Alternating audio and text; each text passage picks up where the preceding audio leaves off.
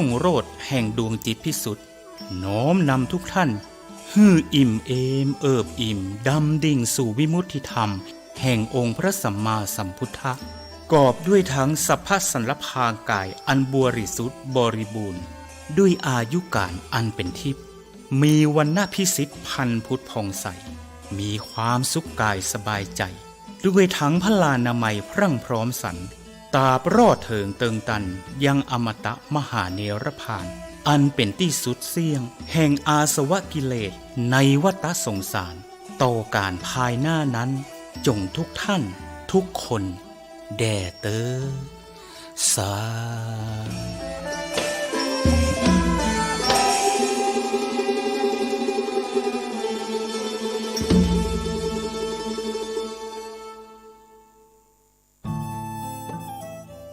ท่านกำลังติดตามรับฟังสถานีวิทยุกระจายเสียงพระพุทธศาสนาแห่งชาติและสังคมคลื่นเพื่อการศึกษาพระพุทธศาสนาและวัฒนธรรมระบบ FM 104.5 เมกะเฮิรตซ์ รายการต่อไปเป็นรายการคดีโลกคดีธรรม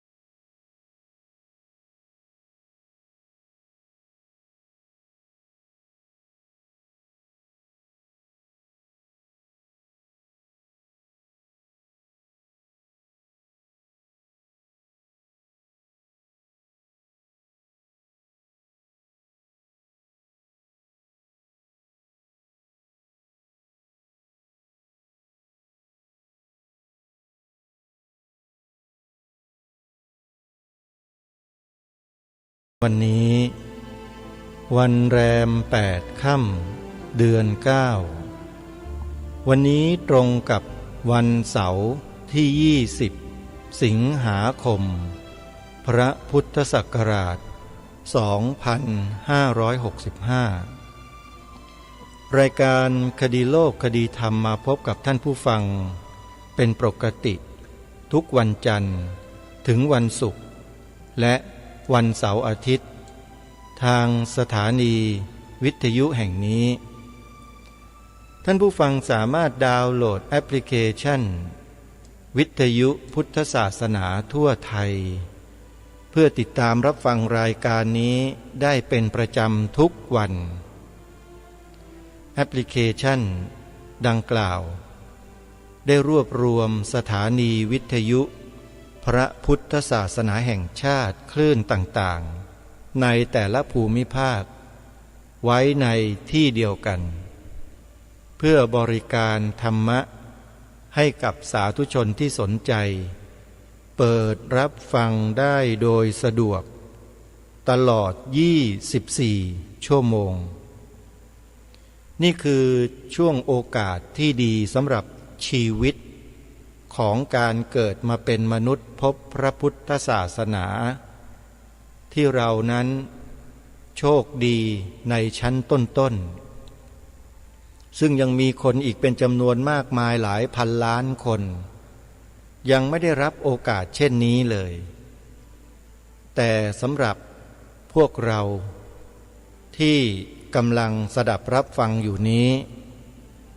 เป็นผู้ที่มีความโชคดีที่สุดในโลกที่เราได้เกิดมาเป็นมนุษย์พบพระพุทธศาสนาได้ศึกษาเรียนรู้ศรัทธาในพระรัตนตรัยแล้วได้นำไปช่วยกันเผยแผ่ให้พี่น้องคนไทยของเราได้รับสิ่งที่ดีเหล่านี้สืบกันไปเป็นการดำรงรักษาไว้ซึ่งความถูกต้องดีงามของมนุษย์ที่ควรจะมีควรจะเป็นมีแต่เรื่องบุญเรื่องกุศลทั้งนั้นเลย ราะฉะนั้นใครก็ตามที่ช่วยเผยแพร่แอปพลิเคชันวิทยุพุทธศาสนาทั่วไทยผู้นั้นได้บุญขออนุโมทนาสาธุเมื่อวานนี้อาตมาภาพไปร่วมกิจกรรมงานทอดผ้าป่าเพื่อการศึกษาของวิทยาลัยสงฆ์สุพรรณบุรี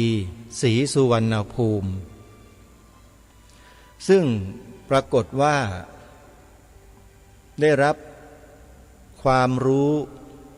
จากวิทยากรที่ท่านขึ้นเวทีเสวนาพูดคุยในเรื่องการศึกษาของคณะสงฆ์จังหวัดสุพรรณบุรีให้ทราบเป็นที่น่าพอใจเป็นอย่างยิ่งคณะสงฆ์จังหวัดสุพรรณบุรีนั้นมีความเข้มแข็งมากมีความสามัคคีกันเป็นอย่างดีแล้วก็สามารถรักษาสืบสานวัฒนธรรมประเพณีของท้องถิ่นสุพรรณบุรีมาไว้ได้หลายแขนงมากสังเกตได้จากศิลปินที่มาร่วมกันขับขานขับร้องแสดงกิจกรรมต่างๆในเชิงศิลปะวัฒนธรรมนั้น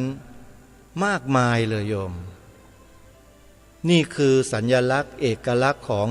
คนสุพรรณบุรีเสียดายที่หลายๆท่าน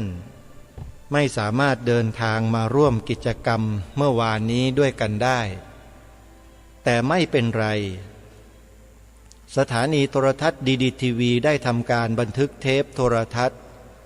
เพื่อเผยแพร่ทาง YouTube เอาไว้แล้วถ้าหากท่านใดสนใจจะเข้าไปติดตามรับชมบรรยากาศของงานเมื่อวานนี้ท่านสามารถที่จะเข้าไปดูใน YouTube ได้ที่ช่องของดีทีวีเข้าไปดูได้เลยท่านสาธุชนท่านจะเห็นบรรยากาศของความเป็นศิลปะพื้นบ้านของความเป็นคณะสงฆ์สุพรรณบุรีที่เขามีการพูดคุยเสวนากันแบบเนื้อการสร้างอาคารเรียนรวมที่วิทยาลัยสงฆ์สุพรรณบุรีได้มีความตั้งใจเปิดโอกาสให้สาธุชนทั่วไปได้มีส่วนร่วมนั้นถือว่าเป็นความใจกว้างไม่ได้จำกัดไว้เฉพาะชาวสุพรรณบุรีเท่านั้นแต่ยังเปิดโอกาสให้พี่น้องคนไทยของเราที่มีโอกาสติดตามรับชมรับฟังรายการต่างๆที่มีการออกอากาศไปนั้นได้มีส่วนร่วมในการจัดสร้างอาคารหลังนี้ด้วยซึ่งในวันดังกล่าวก็มีผู้ร่วมทำบุญเข้ามาพอสมควรทีเดียวส่วนมากก็จะติดตามรับชมทางสถานีโทรทัศน์ดีทีวีที่อาตมาภาพเป็นผู้บริหารอยู่ด้วยเป็นพิธีกรหลักอยู่ที่นั่นด้วยมีความภาคภูมิใจท่านผู้ฟังในฐานะที่เป็นผู้บริหาร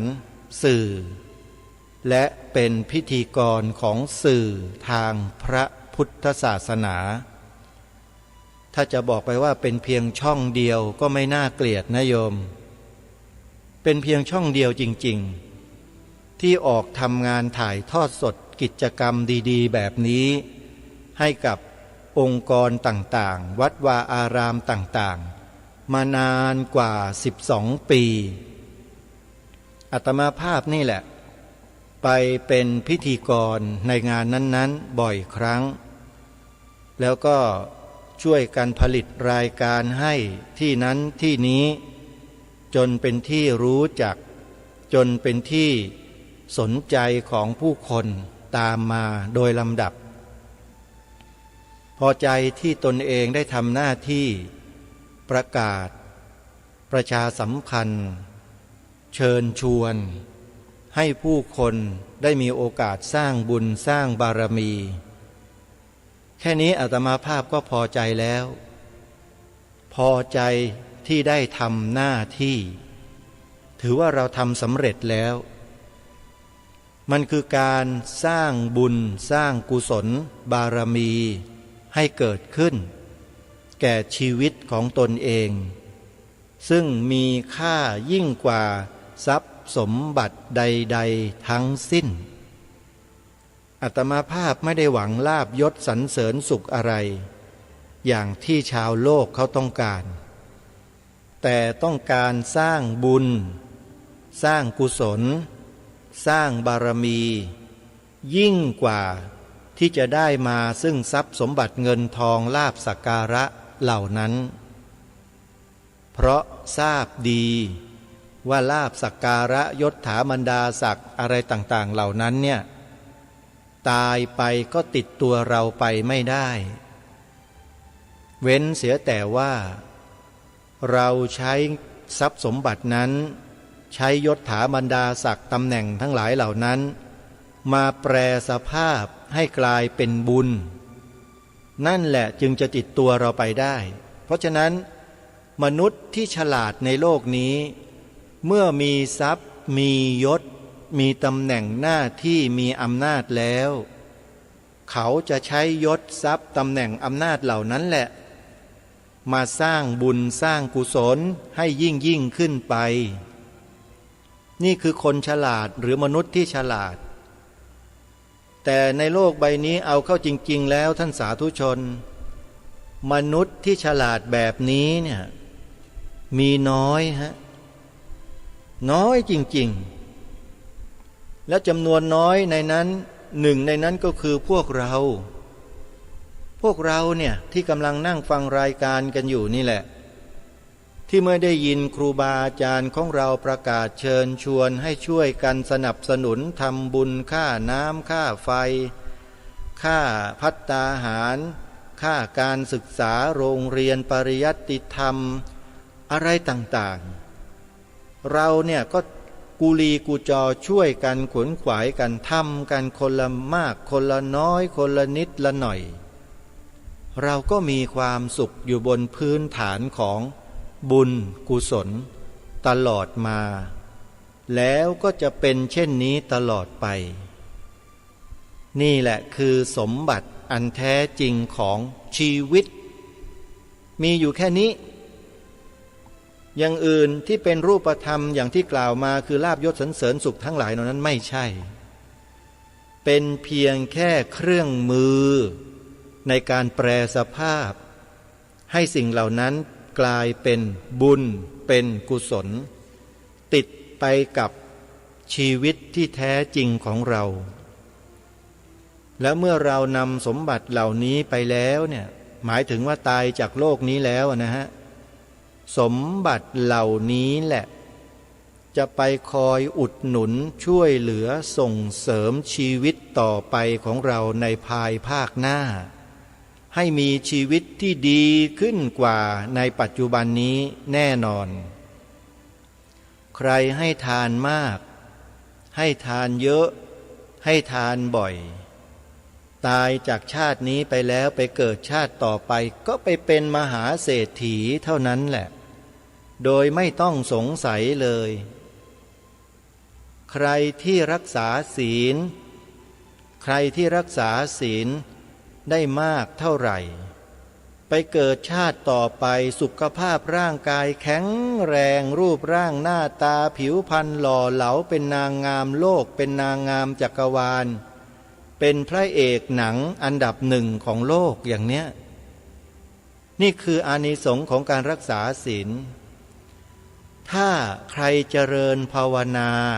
ฝึกฝนจิตจนกระทั่งได้ปัญญาสัมมาทิฏฐิเพิ่มขึ้นมากขึ้นคนนั้นเมื่อไปเกิดในชาติหน้าก็มักจะเป็นบัณฑิตเป็นผู้มีสติปัญญาเฉลียวฉลาดคอยช่วยเหลือเกื้อกูลเพื่อนมนุษย์และสรรพสัตว์ทั้งหลายให้รอดพ้นจากทุกข์ทั้งปวงได้นี่คืออานิสงส์แห่งบุญถ้าเราสร้างในชาตินี้แล้วชาติหน้า ก็จะส่งเสริมอุดหนุนให้สังขารของเราในชาติต่อไปนั้น มีแต่ความเจริญรุ่งเรืองโดยส่วนเดียวเพราะฉะนั้นท่านผู้ฟังทั้งหลายใครหวังใครปรารถนาความสุขสงบร่มเย็นเป็นสุขในภายภาคหน้าจงทำให้เกิดมีขึ้นในชาตินี้เถอะมันไม่หายไปไหนแน่นอนได้เต็มแถมผู้อื่นที่เกี่ยวข้องกับเราก็จะได้ด้วยเช่นบิดามารดาญาติพี่น้องของเราเพื่อนร่วมงานสหายใครต่างๆที่เกี่ยวข้องกับเราก็จะได้บุญกุศลได้ความสุขความเจริญจากที่เราได้กระทำในชาตินี้ไปด้วยมีแต่ประโยชน์กว้างขวางเกื้อกูลแล้วลองคิดดูว่าถ้ามนุษย์ในโลกเราได้กระทำเช่นนี้กันทั้งโลกสิ่งที่จะเกิดตามมาในโลกนี้คืออะไร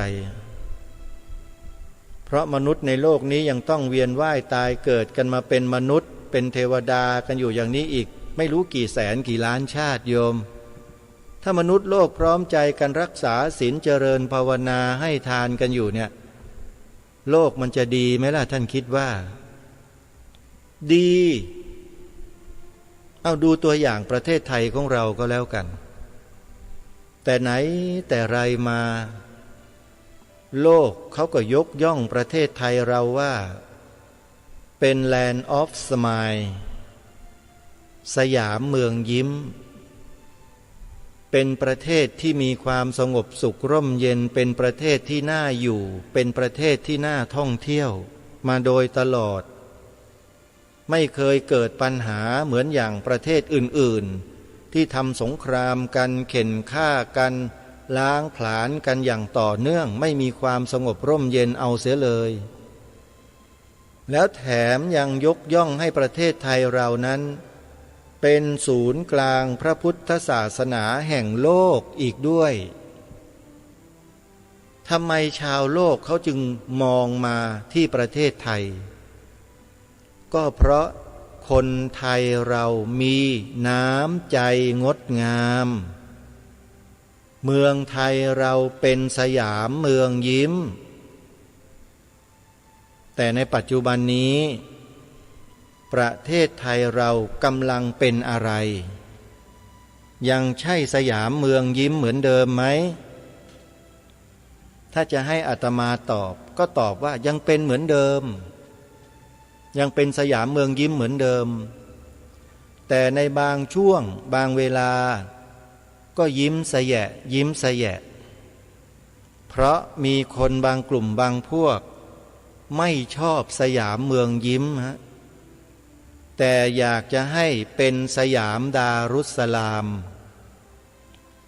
คนบางกลุ่มนะไม่ใช่ทั้งหมดเขาต้องการเช่นนั้นจริงๆแล้วเขาก็พยายามทำทุกอย่างทุกวิถีทางเล่นแร่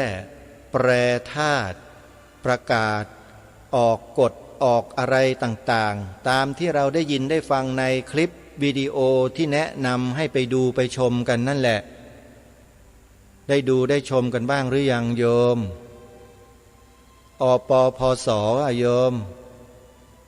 หรือไม่ก็กฎหมาย3 ฉบับหม่อมช้างนะโยมกราบพระคุณเจ้าพระเถรานุเถระที่เคารพ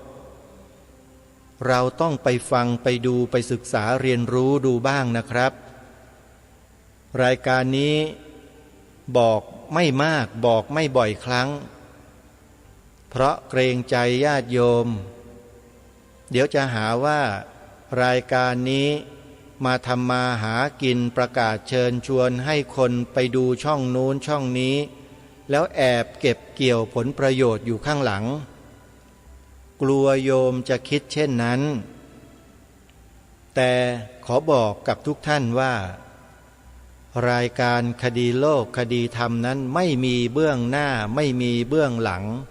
ไม่มีนอกไม่มีในอะไรทั้งสิ้น ทุกอย่างที่ออกมานั้นบริสุทธิ์ขาวสะอาดปราศจากผลประโยชน์แอบแฝงใดๆทั้งสิ้น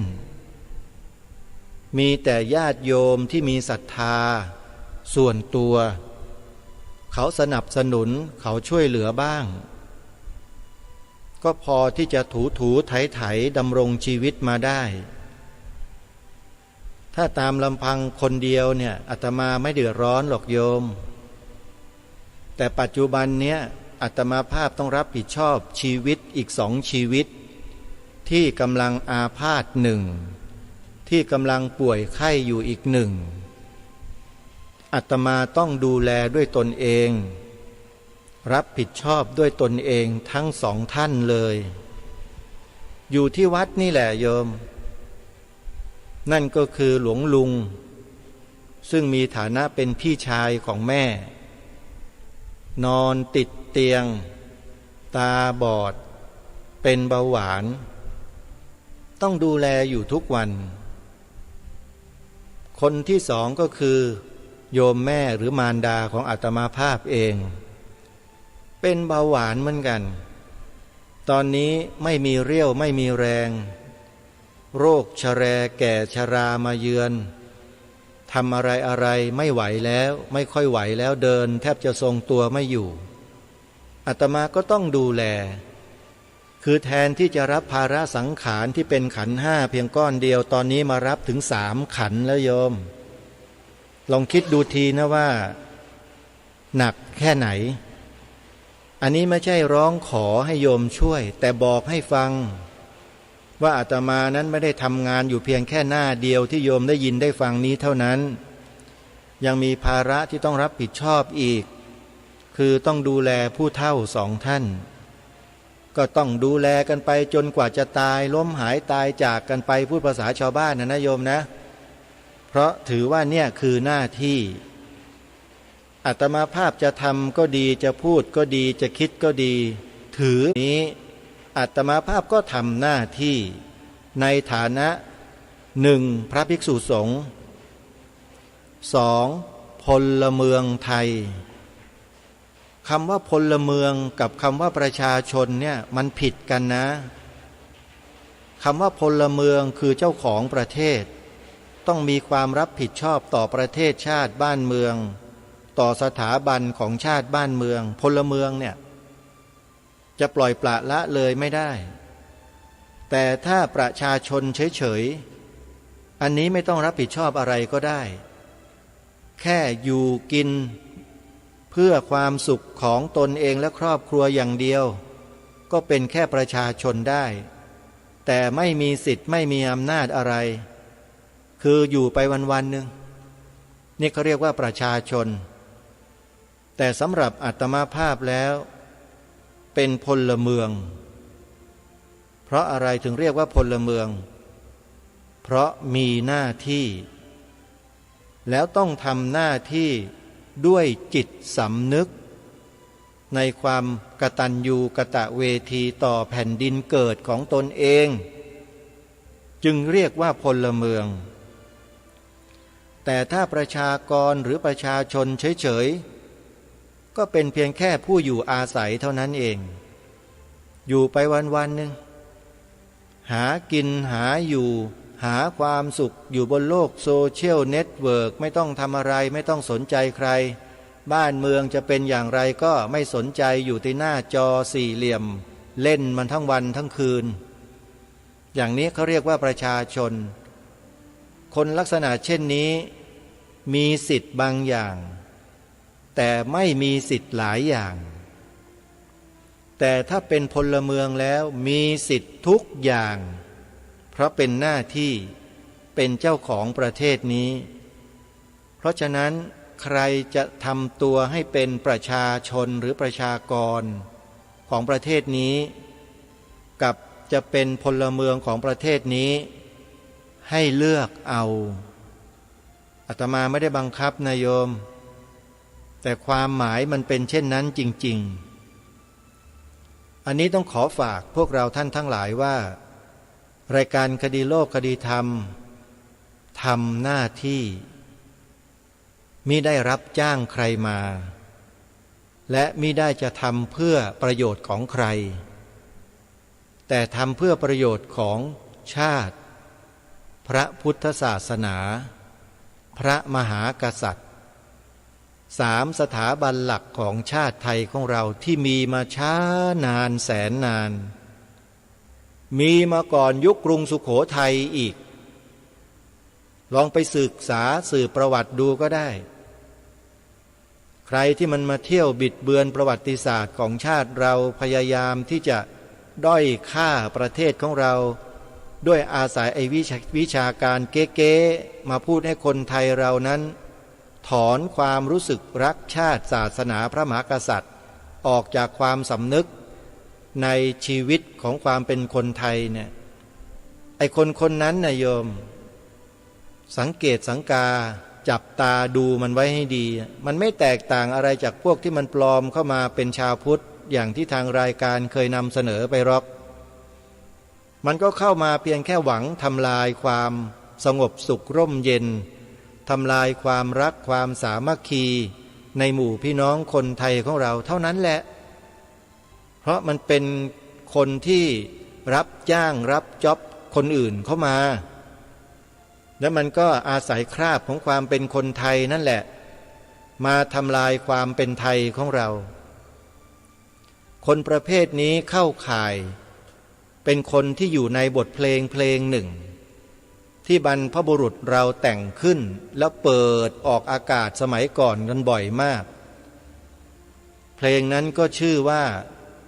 เพลงหนักแผ่นดินหนักแผ่นดินเคยได้ฟังไหมโยมคนเช่นนี้เป็นคนหนักแผ่นดินหนักแผ่นดินใครที่เป็นเช่นนั้นทำอย่างนั้นให้ชื่อไว้เลยว่าเป็นคนหนักแผ่นดินมีไม่มีไม่รู้ไม่ทราบแต่ให้พวกเราท่านทั้งหลายคอยสังเกตมันจะมีอยู่ในคลิปใน YouTube เนี่ยเยอะเลยออกมาแสดงตัวเองเก่งฉกาจเป็นนักวิชาการอย่างนั้นอย่างนี้เสร็จแล้วก็เอาเรื่องราวในประวัติศาสตร์ที่มันแตกต่างแปลกแยกจากที่บรรพชนบรรพบุรุษของเราเผยแพร่ให้ความรู้แก่พวกเรามานั้นบิดเบือนไปเป็นอย่างอื่นจนทำให้พลเมืองไทยเราจากที่เป็นพลเมืองที่รับผิดชอบประเทศชาติบ้านเมืองกลับกลายเป็นเพียงแค่ประชากรหรือประชาชนที่ไร้จิตสำนึกจำนวนไม่น้อยเลยโยมไม่ว่าจะเป็นเรื่องของกรุงศรีอยุธยาเรื่องกรุงสุโขทัยเรื่องพระเจ้าตากสินมหาราชเรื่องอะไรต่อไม่อะไรที่เขาพูดไปแบบอย่างอื่นเนี่ยอย่างที่เราเคยเรียนเคยรู้มาเนี่ยเขาบิดไปเป็นอย่างอื่นเลยนะอันนี้ต้องระวังให้ดีนะการที่จะรับข้อมูลข่าวสารในยุคปัจจุบันเนี่ยมันง่ายต่อการถูกบิดเบือนโดยที่เราไม่สามารถที่จะไปห้ามปรามคนเหล่านี้ได้แต่เราสามารถใช้สติปัญญาความเฉลียวฉลาดความชำนิชำนาญความรู้ความสามารถของตัวเราเองเนี่ยป้องกันข้อมูลข่าวสารอันเป็นเท็จเหล่านั้นได้คนอื่นป้องกันให้เราไม่ได้เลยนอกจากปัญญาและความรู้ของเราเท่านั้นและสิ่งเหล่านี้แหละเป็นสิ่งหนึ่งที่มีส่วนทำให้คนไทยสังคมไทยเรานั้นอ่อนแอมันต่อยอดมาจากพฤติการอันหนึ่งที่กระทำมาก่อนหน้านี้ก็คือการตัดเอาวิชาศีลธรรมหน้าที่พลเมืองและวิชาประวัติศาสตร์ชาติไทยออกจากหลักสูตรภาคบังคับของชาติ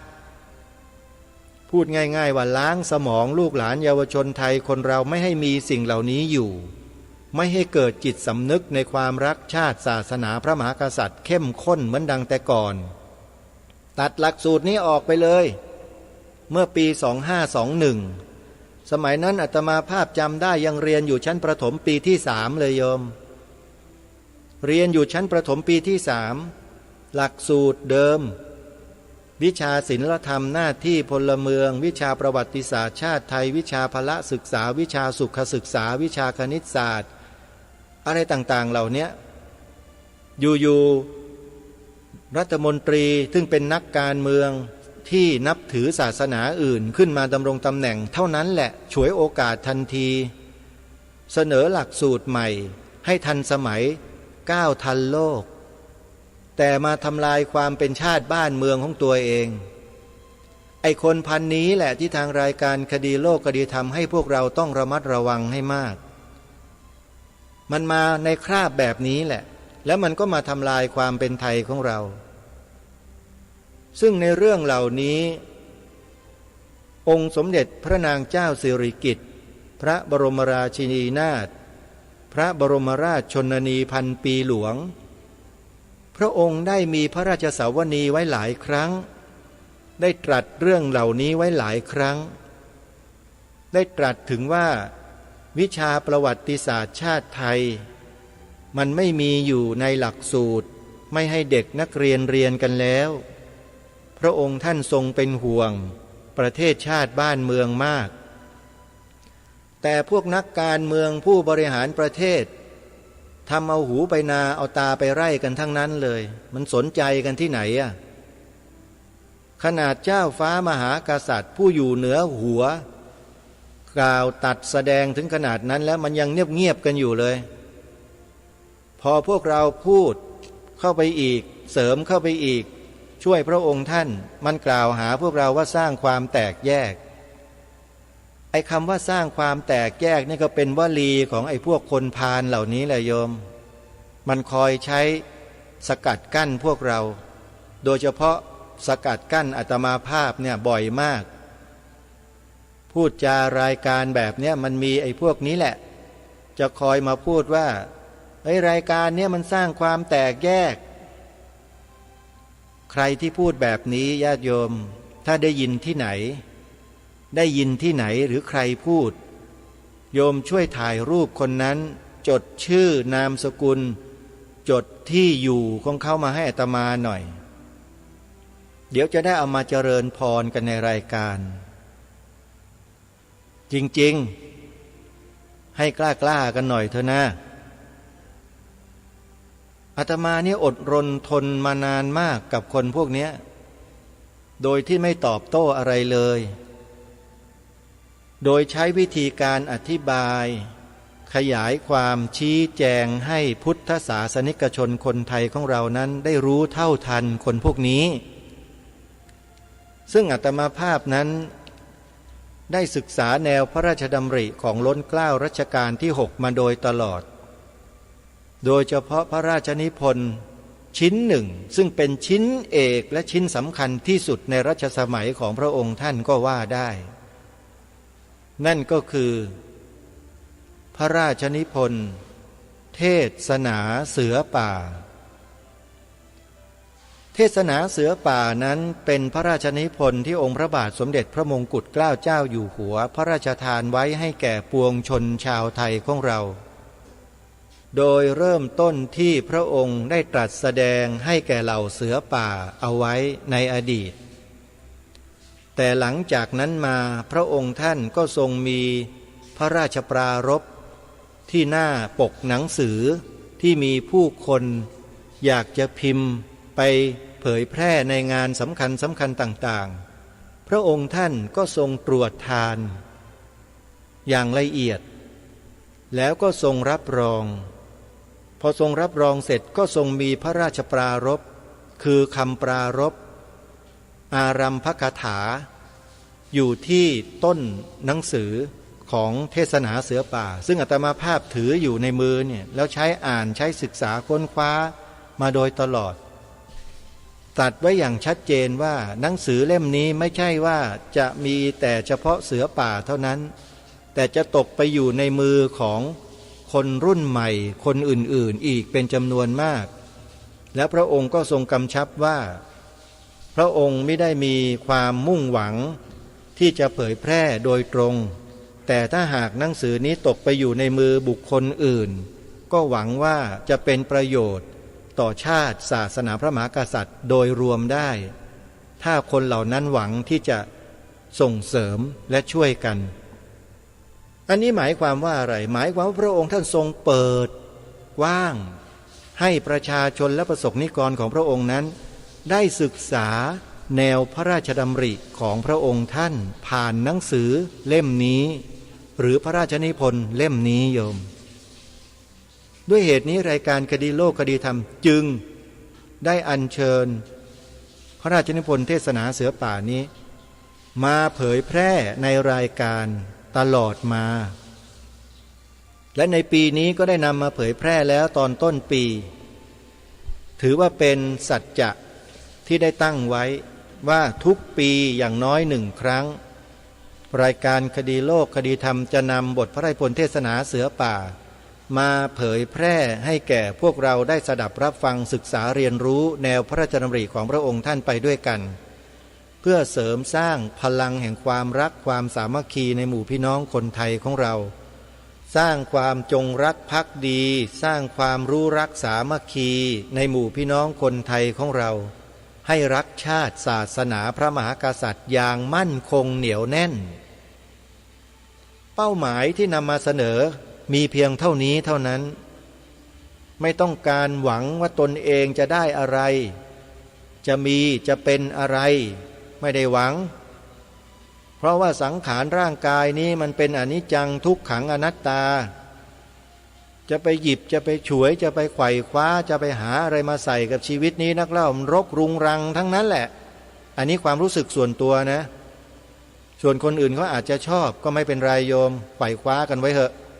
แต่สำหรับอาตมาภาพแล้วคือมันรุงรังรกชีวิตต้องการปรารถนาแต่เพียงกุศลบุญบารมีปัญญาสัมมาทิฏฐิอันนี้แหละที่เรียกว่าอริยทรัพย์ทั้งหลายเท่านั้นโยมไม่ได้ต้องการอย่างอื่นมากมายหรอกถ้าจะมีถ้าจะได้ก็เป็นเพียงแค่เครื่องอาศัยให้กระทำในสิ่งที่เป็นคุณงามความดีเท่านั้นให้ทำได้สะดวกไม่ต้องลำบากมากก็ต้องขออนุโมทนากับญาติโยมสาธุชนทุกท่านนะโยมนะที่สนับสนุนส่งเสริมอาตมาภาพมามีอยู่ไม่ถึง10 ท่านหรอกโยมที่ถวายอาตมาภาพมาให้พอดำรงชีวิตอยู่ได้พอให้อาตมาภาพได้ทำหน้าที่ได้มาจนถึงวันนี้ท่านแรกเลยก็ต้องขออนุโมทนากับคุณโยมป้าพัทยาจันวินิตเป็นโยมปวารณาเป็นโยมอุปถากอาตมาภาพคนแรกแล้วก็มีศรัทธาจนกระทั่งวันตายคนที่สองคือโยมป้ามณีรัตน์อิสระภักดีโยมป้ามณีรัตน์อิสระภักดียังมีชีวิตอยู่ในปัจจุบันนี่ก็ช่วยส่งเสริมสนับสนุนอาตมาภาพมาโดยตลอดไม่เคยหยุดเหมือนกันและอีกท่านหนึ่งคือโยมป้าสมุยฤทธิศาสตร์เสียชีวิตไปแล้ว3 ท่านนี้ถือว่าเป็นผู้มีอุปการะคุณแต่แก่อาตมาภาพในช่วงแรกๆของการทำงานรายการคดีโลกคดีธรรมแล้วจากนั้นมาก็มีญาติโยมหลายๆท่านค่อยๆเข้ามาช่วยส่งเสริมช่วยสนับสนุนหลายคนก็ล้มหายตายจากไปบางคนก็หายหน้าไปก็มีเยอะทุกวันนี้ก็เหลือไม่กี่คนแต่ส่วนมากที่เหลืออยู่ก็ส่วนมากก็จะเป็นญาติโยมที่รับชมทางสถานีโทรทัศน์ดีทีวีมากกว่าอย่างโยมพี่อุไรวันวาตรีบุญเรืองเจ้าของร้านซุปหางวัวที่จังหวัดขอนแก่นนี่ท่านก็สนับสนุนให้อาตมาภาพทำงานได้อยู่โยมนครศรีหาเวลีโยมป้าเพนพันไพรแล้วก็โยมสมศักดิ์วันดีและครอบครัวนะแล้วก็ยังมีโยมแม่ปุ๋ยโยมแม่บุษราละเอียดมากอยู่ที่จังหวัดอุดรธานีนี่ก็ช่วยเหลืออยู่โยมพี่มรีสุ่มมาศเป็นต้นเหล่านี้ ที่ช่วยส่งเสริมช่วยสนับสนุนกันอยู่ก็ทำให้อาตมาภาพนี่สามารถทำหน้าที่มาได้จนถึงวันนี้แต่ถ้าหากญาติโยมท่านใดจะช่วยส่งเสริมเพิ่มเติมขึ้นมาก็จะเป็นอะไรที่เป็นประโยชน์มากยิ่งขึ้นไปกว่านี้เยอะเพราะสิ่งที่อาตมาภาพคิดจะทำเพื่อประโยชน์ส่วนรวมนั้นมีอยู่อีกมากโยมแต่มันขยายไม่ได้เพราะขาดการสนับสนุนไม่เพียงพอคิดการไว้ในสมองในหัวในศีรษะไว้เยอะแต่ก็ทำได้เท่าที่ทำคงจะขยายให้มันกว้างใหญ่กว่านี้ไม่ได้เพราะการจะทำงานให้มันใหญ่โตขึ้นไปเนี่ยจำเป็นที่จะต้องมีแรงสนับสนุนให้ต่อเนื่องนะโยมไม่ใช่พลุบโผล่ไปมาไม่ใช่แต่ทุกวันนี้ที่มีอยู่พอที่จะทำได้ในระดับหนึ่งแล้วก็ทำได้มาอย่างต่อเนื่องก็ถือว่าเป็นสิ่งที่ดีเป็นสิ่งที่เป็นประโยชน์อยู่แล้วต้องขออนุโมทนากับทุกท่านทุกฝ่ายทุกคนด้วยนะฮะที่ช่วยส่งเสริมช่วยสนับสนุนให้อาตมาภาพได้ทำงานมาถึงวันนี้และโดยเฉพาะขอกราบขอบพระคุณครูบาอาจารย์ที่เป็นผู้อำนวยการสถานีวิทยุพระพุทธศาสนาแห่งชาติคลื่นต่างๆไม่ว่าจะเป็นวัดหนองกายวัดฝายหินวัดศรีอุดมวงศ์วัดป่าจริยธรรมวัดอารามมงคลวัดบ้านปลาคูนวัดป่าบ้านผือวัดสามชุกวัดธรรมปัญญารามบางม่วงวัดเขาปรีดีเป็นต้นที่นำรายการนี้ออกอากาศแล้วให้ผู้คนได้มีจิตสำนึกร่วมกัน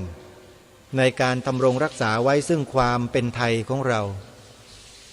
ความเป็นไทยไม่ใช่ความเป็นทาสโยมถ้าใครทำลายความเป็นไทยก็เท่ากับว่าทำลายความเป็นชาติของตัวเองจนกลายเป็นทาสของคนอื่นซึ่งเดี๋ยวนี้มีคนคิดทำลายชาติตัวเองอยู่ซึ่งแสดงทั้งคำพูดทั้งกิริยาอาการที่แสดงออกมาเป็นสัญลักษณ์ตามที่เราเห็นเรารู้เราทราบกันอยู่นั่นแหละมันมีแล้วสิ่งเหล่านี้ไม่ใช่มันเกิดขึ้นมาลอยๆมันมีเหตุมีปัจจัยมันมีที่มาที่ไปทั้งนั้นว่าแต่ว่าเนี่ยเราจับเหตุต้นสายปลายเหตุมันถูกหรือเปล่าหรือถูกคนมันเบี่ยงเบนไปที่อื่นต้องระวังด้วยนะโยมคำพูดลิ้นของคนมันไม่มีกระดูกพอมันเกิดเหตุการณ์อะไรขึ้นปุ๊บไอ้คนที่เป็นศัตรูกันมันก็เบี่ยงเบนไปหาศัตรูตนเองไปกล่าวหาว่าคนนั้นเป็นต้นเหตุคนนู้นเป็นต้นเหตุต้องระวังให้ดีพิจารณาให้ดีกันก่อนอย่าเพิ่งด่วนตัดสินใจเชื่ออะไรกันง่ายๆเพราะโลกยุคปัจจุบันนี้มันเป็นโลกโซเชียลเน็ตเวิร์กเป็นโลกที่ไม่มีขีดขั้นไม่มีพรมแดนในเรื่องของข้อมูลข่าวสารทั้งจริงทั้งเท็จมันจะไหลบ่าเข้ามาสู่ชีวิตของเราอย่างต่อเนื่องถ้าเราไม่มีโยนิโสมนสิการไม่มีวิจารณญาณแล้วเนี่ยเราก็จะตกเป็นเหยื่อของข้อมูลข่าวสารนั้นโดยไม่รู้ตัวแทนที่เราจะรักกันสามัคคีกันเหมือนเดิมกลับมาทะเลาะเบาะแว้งกันเพราะความขัดแย้งทางความคิดความเห็นที่แปลกแยกกันเพราะเราไปรับสื่อเหล่านี้กันมาอีกเพราะฉะนั้นต่อไปนี้พวกเราต้องระวังให้ดีใครที่เที่ยวกล่าวหากันและกันเหมือนดังแต่ก่อนยังไม่ยอมเลิกเนี่ยขอบอกพวกเราท่านทั้งหลายว่าให้หยุดเสพหยุดบริโภคสื่อจากคนเหล่านี้เสียทีที่เที่ยวกล่าวหาใส่ร้ายป้ายสีกันไม่หยุดไม่หย่อนเนี่ยเลิกเสียทีโยมพอเหอะมันแตกแยกกันมานมนานจนได้รับบาดเจ็บแผลเวอะหวะกันมาแล้วเนี่ยยังไม่เพียงพอยังไม่เข็ดกันหรืออย่างไรยังจะไปฟังยังจะไปดูยังจะไปหลงเชื่อกันอยู่อีกหรืออาตมาภาพไม่อยากจะใช้คำว่ายังจะโง่กันอยู่อีกหรือโยมไม่อยากใช้คำนี้เลยไม่ใช้นะไม่ใช้ขอถอนออกนะอย่าไปหลงอย่าไปเชื่อกันอีกเลยโยมคนที่มันชอบสร้างความแตกแยกให้กับพี่น้องหมู่คนไทยของเราโดยอาศัยความเชี่ยวชาญความชำนาญความรู้ นักวิชาการที่มีอยู่ในตัวของเขาแล้วก็นำมาใช้ในการนำเสนอด้วยวาจาแล้วก็ใส่สีตีเปล่าร้องเชิญชวนพี่น้องคนไทยให้ร่วมสู้กับเขาอย่างนั้นอย่างนี้อย่างโน้นพ่อแม่พี่น้องเอ้ยจำได้ไหมโยมพอกันทีฮะเลิกหลงเลิกเชื่อกันสักทีกลับมาสู่แนวทางที่ถูกที่ควรที่ต้องของเราดีกว่านี่มาศึกษาบทพระราชนิพนธ์เทศนาเสือป่าเนี่ยดีกว่าคนพวกนี้ตั้งเยอะคนพวกนี้มันไร้สาระโยมเชื่ออาตมาสิพระราชนิพนธ์เทศนาเสือป่าเนี่ยมีสาระมีคุณค่ามากกว่าคนพวกนี้หลายล้านเท่าเลยอาตมาภาพไม่เคยเชื่อคนพวกนี้หรอกแต่ก่อนเนี่ยชอบไปแอบฟังข้างเวที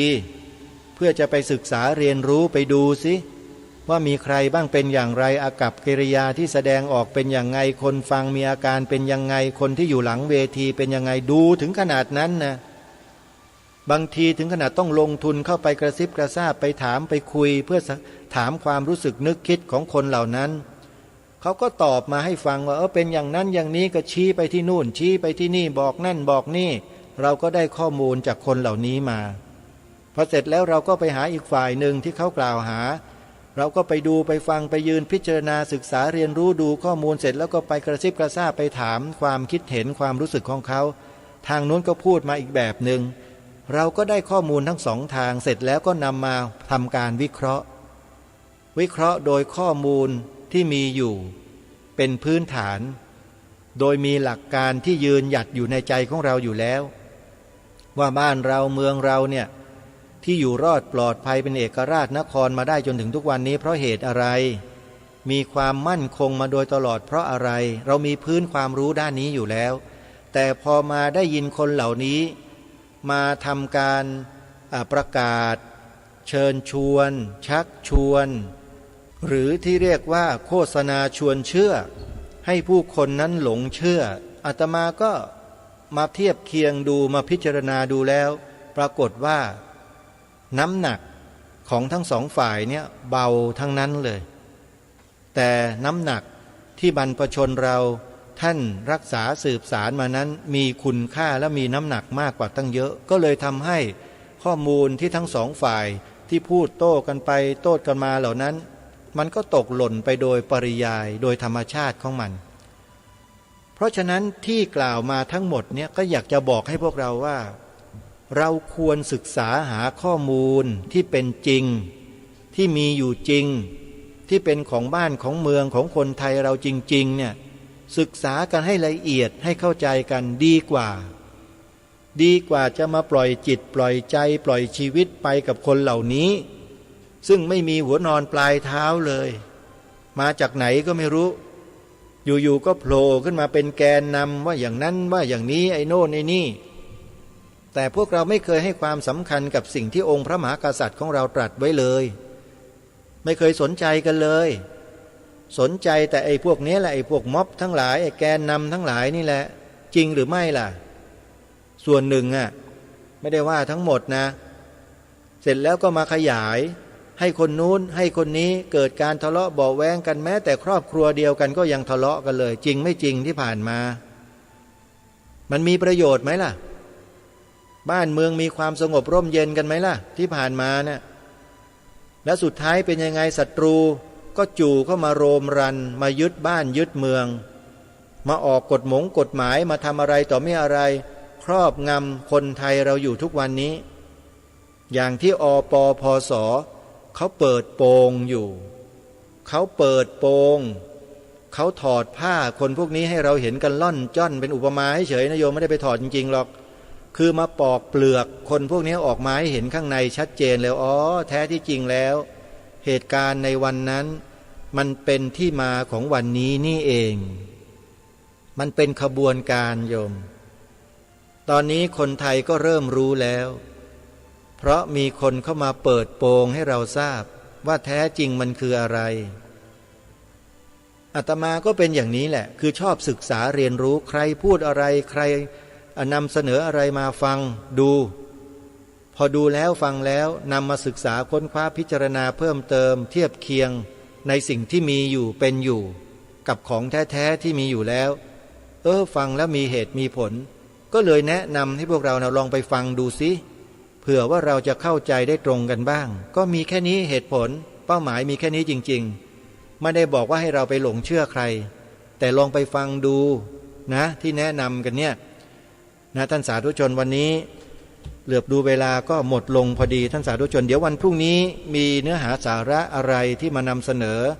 เกี่ยวกับพระธรรมทูตสายที่หนึ่งเราคงจะได้มาศึกษาเรียนรู้กันต่อไป